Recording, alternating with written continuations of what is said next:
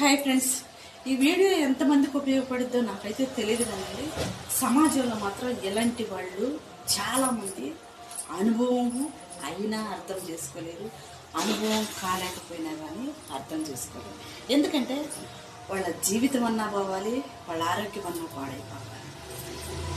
కొంత ఉదాహరణగా చెప్తాను. అది నీ కుటుంబానికి కావచ్చు, నీకు కావచ్చు, నీ ఫ్యామిలీకి కావచ్చు. ఒకవేళ నట్టపోయి ఉంటే గుర్తు తెచ్చుకొని బాగుపడితే అదృష్టం, చెడిపోతే నీ ఇష్టం. ఏళ్ళగా నేలలో కొంతమంది ఫ్రెండ్స్ వాట్లకి భోజనానికి వెళ్తుంటారు. అందరు తినిపోయిన తర్వాత మిగిలిపోయిందని కూడా వేడి చేసి వడ్డిస్తూ ఉంటారు. చాలామంది తినే ఉంటారు. ఎందుకు? నిన్న మొన్న మిగిలిపోయిన సర్దుకుడైనా కానీ కస్టమర్ అయితే లేదు అని చెప్పరు. ఫ్రిడ్జ్లోదైనా తీసి వేడి చేసి మరీ పెడతారు.